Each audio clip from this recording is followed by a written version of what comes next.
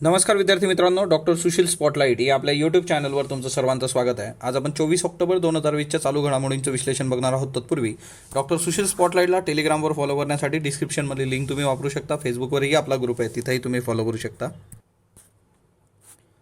ज्या विद्यार्थ्यांना spotlight writing प्रॅक्टिससाठी एनरोल करायचं असेल त्यांनी स्पॉटलाईट रायटिंग फोरम@gmail.com वर IAS मेन्स करता GS प्लस एस ए आणि MPSC करता मराठी इंग्लिश आणि मराठी प्लस इंग्लिश असे 3 मॉड्यूल्स आहेत एसएचे, त्याच्याकरता एनरोल करू शकता आणि त्याचे डिटेल्स तुम्हाला या मेलवर मिळतील.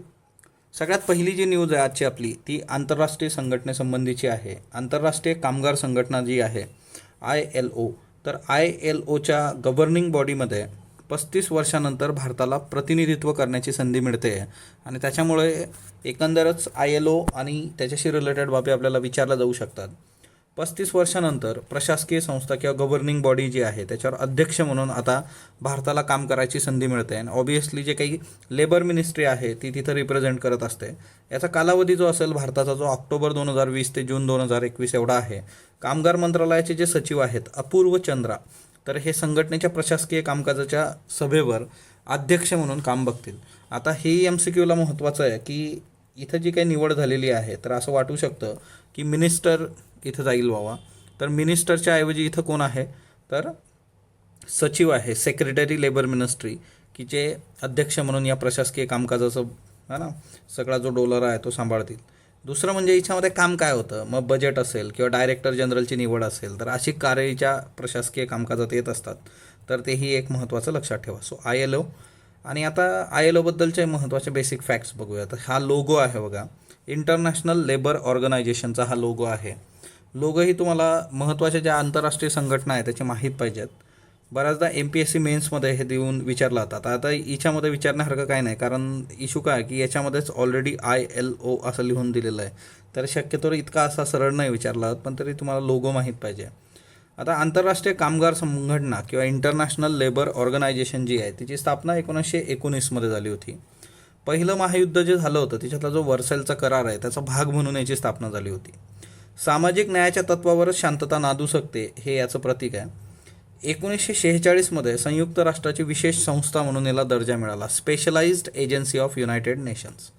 1969मध्ये शांततेचा नोबेल पुरस्कार, 50 वर्ष पूर्ण झाले या संस्थेला, 1919 ते 1969, 50 वर्षानंतर शांततेचा नोबेल पुरस्कार सुद्धा मिळालेला आहे. यावर्षीचं शांततेचं नोबेल कुणाला आहे बरं, कमेंट बॉक्समध्ये सांगा.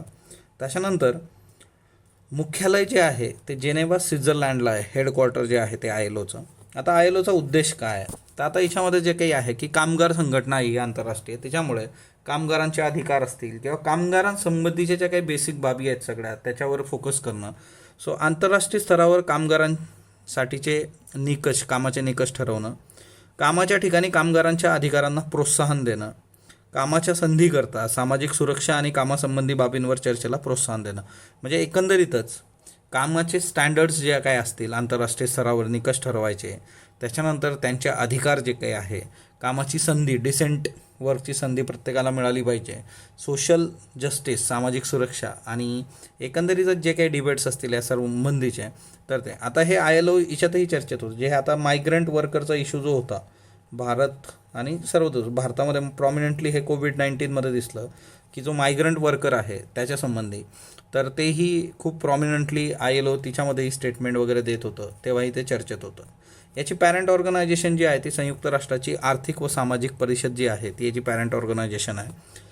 याची रचना जर तुम्ही बघितली तर ही एकमेव त्रिपक्षीय संयुक्त राष्ट्राची संस्था आहे, ऑनली ट्रीपॅट्रिएट एजन्सी. आता ट्रीपॅट्रिएट काय की याच्यामध्ये सरकारं असतात किंवा एम्प्लॉयर्स म्हणजे मालक लोक जे आहेत किंवा कामगार, या तिघांचा याच्यामध्ये समावेश होतो. सदस्य जे आहेत ते 187 आहेत.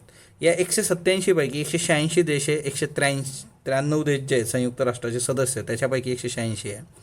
187 जे आहे ते कुक आयलँड आहे, तर हे पण महत्त्वाचं आहे. 187 त्याच्यापैकी 186 पैकी 187 जे आहे ते कुक बेट आहे.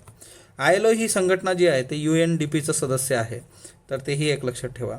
त्याच्यानंतर भारत आणि ILOचा जर विचार केला तर भारत हा संस्थापक सदस्य आहे ILOचा. बालकामगारासंबंधीचे C-138 आणि C-182 या करारांना भारताने मंजुरीसुद्धा दिलेली आहे. सो बालकामगारासंबंधीचे जे काही कन्व्हेन्शन्स आहेत तर तेही लक्षात ठेवा MCQ करता. तर एकंदरीतच ILO आपल्याला विचारलं जाऊ शकतं, मायग्रंट वर्करच्या वेळेस पण होतं आणि आता आपल्याला संधी मिळते 35 वर्षानंतर, त्यामुळे ते आपल्यासाठी महत्त्वाचं आहे. CVC जे होतं ते 2019मध्ये खूप न्यूजमध्ये होतं. CBI आता महाराष्ट्राने सुद्धा CBIला सरसकट बंदी केलेली आहे. तर त्या सर्व याच्यामध्ये CBIचा जो मुद्दा होता तिच्यातही 2019मध्ये CVC खूप गाजलं होतं. CVCचं सेपरेट लेक्चर पॉलिटीचं आपलं आहे, तर ते तुम्ही पॉलिटीच्या प्लेलिस्टमध्ये बघू शकता. आता हे न्यूजमध्ये काय आहे की जे CVCने काय केलेलं आहे की स्टँडर्ड ऑपरेटिंग प्रोसिजर जे असते तिच्यामध्ये इंटिग्रिटी एक्सटर्नल मॉनिटर्स जे काय असतात म्हणजे IEM यांच्यासाठीचं जे टेन्युअर आहे, मॅक्झिमम टेन्युअर कार्यकाळ, तो 3 वर्षाचा केलेला आहे. तर तेवढं एक लक्षात ठेवा. आणि इथं लोगो पण आहे बघा, सेंट्रल व्हिजिलन्स कमिशन. आता हे सेंट्रल व्हिजिलन्स कमिशनमध्ये हा डोळा दिलेला आहे बघा की तुमच्यावर लक्ष ठेवून आहे. आणि हे कशाच्या अगेन्स्ट काम करतं? करप्शनच्या अगेन्स्ट काम करतं. ओके, तर हा खूप महत्त्वाचा एक हे आहे, भ्रष्टाचाराच्या अगेन्स्ट काम करणारी जी यंत्रणा आहे तिच्यामध्ये CVC. आता CVCचे जे बेसिक्स आहेत ते तुम्हाला कमेंट बॉक्समध्ये सांगाल, कारण हे लेक्चर ऑलरेडी आपलं झालेलं आहे की CVCसाठी कुठली कमिटी असते, त्या कमिटीत कोण कोण असतं, त्याची मंजुरी आहे ना, निवड आणि त्या सगळ्या गोष्टी. तर ते तुम्ही मला याच्यात कमेंट बॉक्समध्ये सांगणार आहात. त्याच्यानंतर एक RTI फाईल झाला होता की WHOने भारताला कधी सांगितलं पॅन्डेमिक जो आहे COVID-19बद्दलचे डिटेल्स. तर WHOने भारताला अलर्ट केलं होतं जानेवारी 11 रोजी, है ना, व्हायरस संबंधी. ओके, सो याच्यामध्ये कुठलीही ट्रायबल ॲडवायझरी वगैरे त्या सगळ्या गोष्टी डिनाईज केल्या. परंतु एक गोष्ट आहे की जानेवारी 11 ही गोष्ट आपल्याला माहितीच्या अधिकारातून मिळते की जेव्हा WHOने भारताला सांगितलं की COVID-19 सारखा व्हायरस आहे आणि तुम्हाला काळजी घेणं अपेक्षित आहे. तर WHOने आपल्याला जानेवारीमध्ये सांगितलेलं आहे. आणि त्याच्यानंतर आपल्या इथं जे काय आहे ते मार्चपासून सगळं लॉकडाऊन आहे. मग याच्यावर पण बऱ्याच लोकांची आधीपासून टीका होती की तुम्ही आधीपासून काही गोष्टी करणं अपेक्षित होतं. किंवा वुहान शहर जे आहे तर तिथं हे डिसेंबर 12 आणि 29 त्या याच्यामध्ये हे मोठ्या प्रमाणावर वाढलेलं आहे COVID-19 12 ते 29मध्ये, है ना. तर ह्या सगळ्या बेसिक हे आहेत. पण एक RTIचा हा एक फायदा आहे, तुम्ही ही पण गोष्ट एक एक्झाम्पल म्हणून घेऊ शकता की RTI जो आहे माहितीचा अधिकार, है ना, त्याच्यावर ज्या वेळेस प्रश्न विचारले जातात तर मग त्याही गोष्टीमध्ये तुम्ही काही एक प्रॉमिनंट एक्झाम्पल्स देणं अपेक्षित असतं की कुठल्याबद्दल तुम्हाला, है ना, ठीक आहे, ट्रान्सपरंट माहिती सगळी तुमच्या समोर येते. त्याच्यामुळे तो एक महत्त्वाचा आस्पेक्ट तिच्यामध्ये आहे. पाकिस्तान ग्रे लिस्टमध्ये राहणार हे आपण बघितलं होतं, पण कधीपर्यंत राहणार तर ती न्यूज द हिंदूने आज दिलेली आहे. फेब्रुवारी 2021पर्यंत पाकिस्तान जो आहे तो ग्रे लिस्टमध्ये असेल. मग परत फेब्रुवारी 2021मध्ये सगळ्या मूल्यमापन केलं जाईल. टोटल 27 निकष आहेत बघा. हे 27 पैकी त्यांनी आता 21 क्लिअर केलेले आहेत, 6 त्यांचे बाकी आहेत, है ना. तर आता फेब्रुवारी 2021मध्ये परत याचं इव्हॅल्युएशन होईल आणि हे परत बघितलं जाईल. आणि त्याच्यानंतर जर वर्क झालं नाही तर परत आयदर ग्रे लिस्टमध्ये पाकिस्तान राहू शकतो किंवा इथून पुढे तो ब्लॅक लिस्टमध्ये पण टाकला जाऊ शकतो. याच्यासाठी आपले खूप जास्त प्रयत्न आहेत की पाकिस्तानला ब्लॅक लिस्ट केलं जावं, परंतु अजून तरी तशी परिस्थिती नाही आहे की त्याला ब्लॅक लिस्ट केलं जाईल म्हणून. ओके, त्याच्यानंतर पुढचा जो मुद्दा आहे आपला तर तो आहे बघा, डोनाल्ड ट्रम्प यांनी काही कमेंट्स केल्या होत्या भारताच्या हवामानाबद्दल. आणि तिच्यामध्ये भारताकडे बघा, तिथली हवा किती खराब आहे, प्रदूषित आहे, है ना. हवामान बदल खराब हवेमुळे होतो, भारत, रशिया, चीन जबाबदार आहेत बाबा, आणि तिन्ही देशातली हवा खराब आहे असं डोनाल्ड ट्रम्पने म्हटलं. आता खरं तर तिकडे चालू आहे इलेक्शनची सगळी हे चालू आहे, आणि तिच्यामध्ये तुम्हाला माहीत आहे की आपल्याकडे जसं आता सगळी टेस्ट राजस्थान वगैरे तामिळनाडू फ्री करणारे लोकांना COVID-19ची लस, नॉट टेस्ट, त्या पद्धतीने तिकडेही बडबड. आणि त्यातल्या त्यात हे डोनाल्ड ट्रम्प हे म्हटल्यानंतर हे तर काय विचार न करताच बडबडतं आहे. तर भारत, रशिया आणि चीन जबाबदार आहे बाबा ह्या सगळ्या खराब हवामानाला असं त्यांनी म्हटलेलं आहे. आणि अमेरिकेचा त्याच्यात कसलाही काही संबंध नाही, है ना, ते धुतल्या तांदळासारखे आहेत. त्याच्यामुळे आता सोशल मीडियावर डोनाल्ड ट्रम्प आणि त्या सगळ्या याच्यावर, है ना, परत मग ट्रोलिंग सुरू झालेलं आहे. फिल दी इंडिया आणि हाऊडी मोदी ह्या 2 हॅशटॅग आता चालू आहेत. ओके, एकंदरच तुम्हाला माहिती आहे हाऊडी मोदी आणि त्या सगळ्या गोष्टी की मोदी तिकडे गेले होते अमेरिकेत, त्याच्यानंतर डोनाल्ड ट्रम्प भारतामध्ये आले, है ना, वेलकम प्रेसिडेंट ट्रम्प आणि त्या सगळ्या ज्या गोष्टी आहेत. पण एकंदर हे आहे की तिकडच्या याच्यामध्ये त्यांनी आपल्या याच्यावर टिप्पणी केलेली आहे. फक्त एक गोष्ट आहे की दिल्ली आणि त्या संबंधी याच्यामध्ये गोष्टी जर आपण बघितल्या तर आपण अजून खूप प्रॉमिनंटली गोष्टी करणं अपेक्षित आहे. अहमद कुरेशी यांना अनंत भालेराव स्मृती पुरस्कार जाहीर झालेला आहे. आता हे अहमद कुरेशी कोण आहेत तर हिमरू नावाची एक कला आहे बघा. हिमरू नक्षीदार विणकाम केलं जातं याच्यामध्ये. आणि ही जी कला आहे आणि याच्या कलाकारांचं जतन करण्याचे जे प्रयत्न यांनी अहमद कुरेशी यांनी केले त्याच्यासाठी त्यांना अनंत भालेराव स्मृती पुरस्कार जाहीर झालेला आहे. आता हे हिमरू नक्षीदार विणकाम काय असतं? मोहम्मद बिन तुघलक जो होता त्याने ज्यावेळेस राजधानी दौलताबादला आणली तेव्हा त्याच्याबरोबर अनेक विणकर पण आले होते. त्यांचं जे नक्षीदार काम होतं ते हिमरू या नावाने ओळखलं जातं. म्हणजे कापडावर जे काही विणकाम केलं जातं, नक्षीकाम केलं जातं तिच्यातला एक प्रकार म्हणजे हिमरू आहे. 13व्या शतकामध्ये या कलेला राजाश्रय होता. विणकरांना खास पदरी बाळगलं जात होतं आणि राजघराण्यासाठीची वस्त्र असतील किंवा बाकीच्या गोष्टी त्यांच्याकडून करून घेतल्या जात होत्या.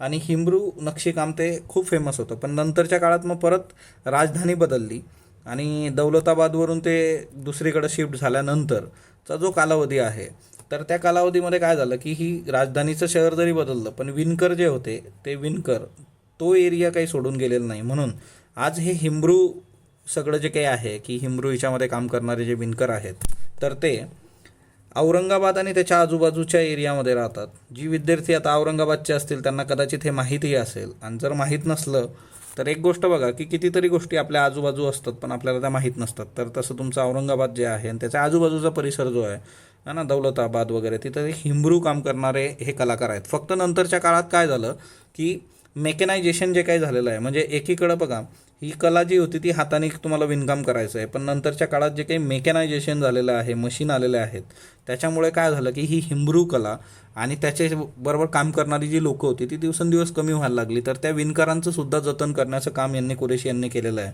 तर हे पण होतं की कुठंतरी मशीन जे आहेत ते तुमचं कल्चर डिस्ट्रॉय करतात का, तर तोही एक डिबेट आहे ना, विकास आणि संस्कृती वगैरे. तर हे बघा हे आता हे विणकाम चालू आहे आणि ही जी कला आहे ही सगळी हे हिमरू कलाकार आहेत, हिमरू वस्त्र हे करणारे. आणि याचा ॲक्च्युअल नमुना बघा तुमच्या समोर आहे. म्हणजे तुम्हाला त्या कलेची हे पण येईल की ते किती ऑसम दिसतं आहे आणि तुम्ही सर्च करू शकता. तर औरंगाबाद गेल्यावर भेट द्या नक्कीच. हिमरू कला. आता आज शनिवार आहे. Troubled blood, Robert Galbraith, J K. Rowling या रॉबर्ट गॅलब्रेथ नावाने ट्रबल्ड ब्लड. आता हे ट्रबल ब्लड काय आहे तर जे.के. रोलिंग काय करतायत सध्या रहस्य कादंबरीची मालिका लिहित आहेत आणि तिच्यात ही 5वी कादंबरी आहे ना. तर रॉबर्ट गॅलब्रेथ असं वाटू शकतं की ही व्यक्ती आहे बाबा, पुरुष आहे की काय, पण जे.के. रोलिंग यांचंच ते टोपण नाव आहे आणि तिच्याने ते लिहित आहेत.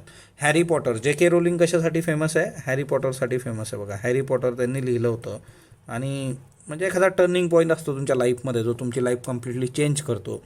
तो टर्निंग पॉईंट जो होता जे.के. रोलिंगच्या आयुष्यात तो हॅरी पॉटर होता. आणि त्याच्यानंतर मग तुम्ही काही लिहा ते विकलं जातं ते. आणि रहस्य कादंबरी मालिकाच लिहितात त्या, म्हणजे कादंबरीनंतर कादंबऱ्या. आपल्या इथं लोक आयुष्यात 4-5 कादंबऱ्या लिहिणार, 10 लिहिणार. इथं एका हिच्यात सिरीजमध्येच 8-10 लिहून मोकळे होतात हे लोक. शगी बेन. शगी बेन ही कादंबरी आहे डगलस स्टुअर्ट याची. डगलस स्टुअर्ट यांनी ही जी कादंबरी लिहिलेली आहे ही चर्चेत सध्या आहे, कारण 2020च्या बुकर पुरस्काराची संभाव्य विजेती कादंबरी म्हणून ही कादंबरी चर्चेत आहे. आता हिच्यामध्ये आहे काय तर लेखकाने स्वतःचं स्कॉटलँडमधलं जे बालपण आहे तर ते आत्मकथेऐवजी कादंबरीच्या रूपात समोर आणलेलं आहे. तर तो हिच्यातला महत्त्वाचा आस्पेक्ट आहे. त्याच्यानंतर महाराष्ट्राने पर्यावरणपूरक वाहन निर्मितीसाठी अमेरिकेतली जी टेस्ला कंपनी आहे तिला आमंत्रण दिलेलं आहे. पर्यावरणपूरक किंवा विजेवर चालणारी वाहनं जी आहेत त्याचं उत्पादन महाराष्ट्रात करावं, त्याच्यासाठी महाराष्ट्र तुम्हाला सगळ्या गोष्टी प्रोव्हाइड करेल. आणि अमेरिकेतली टेस्ला जी आहे ती फेमस आहे बघा. इलॉन मस्क याची ही कंपनी आहे आणि इलॉन मस्क टेस्लाचा हे आहे. टेस्ला कार संबंधीचं पण आपण बघितलं होतं आणि इलॉन मस्कने म्हटलं होतं की भारतातल्या वाहन उद्योगात त्याला प्रवेश करण्याचा मानस त्यांनी व्यक्त केला होता. आणि म्हणून महाराष्ट्राचं नवीन औद्योगिक धोरण जे आहे त्याच्यात विजेवर चालणाऱ्या वाहन निर्मिती क्षेत्राला प्रोत्साहन देण्याचं निश्चित करण्यात आलेलं आहे. तर तो एक आस्पेक्ट आपल्यासाठी महत्त्वाचा आहे. त्याच्यानंतर कालचे प्रश्न बघा. थर वाळवंटातील नाल खाणीत लाखो वर्षापूर्वी लुप्त नदीचे पुरावे सापडलेत, बरोबर. ल्युमिनन्स डेटिंग म्हणजे प्रदीप्त डेटिंग पद्धतीचा वापर या थाळ वाळवंटातल्या नदी शोधण्यासाठी केला गेला. सो दोन्ही योग्य आहे. इस्रोद्वारे बेनू लघुग्रहावर ऑसिरिक्स यान पाठवण्यात आले. तर ॲक्च्युली ते इस्रो नाही आहे, नासाने पाठवलेलं आहे, त्याच्यामुळे ही पहिलं स्टेटमेंट चुकीचं आहे. बेनू हे नाव इजिप्तमधील सूर्यदेवतेचं आहे. दुसरं स्टेटमेंट योग्य आहे. त्याच्यानंतर पाकिस्तानला FATFच्या करड्या यादीतच ठेवण्यात आलेलं आहे, बरोबर. FATFच्या करड्या यादीतील निर्बंधातून बाहेर पडण्यासाठी 27 निकष लागतात, हेही बरोबर आहे, दोन्ही बिनचूक. सेबीच्या गुंतवणूकदार संरक्षण निधीतून प्रति गुंतवणूकदार किती भरपाई मिळू शकते? 1,25,00,000, 1,00,000, मर्यादा नाही तर 25,00,000. महाराष्ट्राने राज्यात CBI तपासाला निर्बंध घातलेत, बरोबर. राजस्थान, छत्तीसगड, पश्चिम बंगाल या राज्यांनी CBI तपासाला घातलेले निर्बंध काढले नाहीत, यांनी पण घातलेले आहेत, हे बिगर भाजप शासित जे आहेत ते. सो फक्त अयोग्य. आजचे प्रश्न घ्या. नाग क्षेपणास्त्रासाठी बिनचूक विधान निवडा. मारक क्षमता जी आहे ती 500 मीटर ते 4 किलोमीटर इतकी आहे. जमीन व हवेतून सोडलं जाऊ शकतं हे. रणगाडा विनाशक क्षेपणास्त्र आहे. Anti tank guided missile. फक्त अबक. त्याच्यानंतर खालीलपैकी कशाचा विकास integrated guided missile development programme अंतर्गत झालेला नाही? अग्नी, रुद्र, पृथ्वी, त्रिशूल. प्रोजेक्ट 28 बाबत योग्य विधान निवडा. भारतातील युद्धनौका निर्माण उद्योगाचा विकास करणे हे लक्ष्य होतं. यात निर्माण उद्योगनौकांना जगाच्या प्रमुख समुद्रांची नावं दिली आहेत. INS कवरती ही यातील शेवटची युद्धनौका आहे. फक्त अबक, अक. विजयालक्ष्मी रमणम यांच्याबाबत बिनचूक विधाने निवडा. हवाई दलात 25 वर्षे सेवा दिली. त्या विंग कमांडर होत्या. 1977 त्यांना विशिष्ट सेवा मेडल दिले गेले. अबक, अक, बक. खालीलपैकी कोणत्या समाज माध्यमाने लेह हा चीनचा भाग म्हणून दाखवल्याने भारताने त्यांना सज्जड इशारा दिला? Facebook, WhatsApp, Twitter, Instagram. याची उत्तर तुम्ही कमेंट बॉक्समध्ये देणार आहात. स्पॉटलाईटला जो तुम्ही प्रतिसाद देता त्याबद्दल मी आपला आभारी आहे. स्पॉटलाईटला लाईक करा, शेअर करा, सबस्क्राईब करा. धन्यवाद विद्यार्थी मित्रांनो.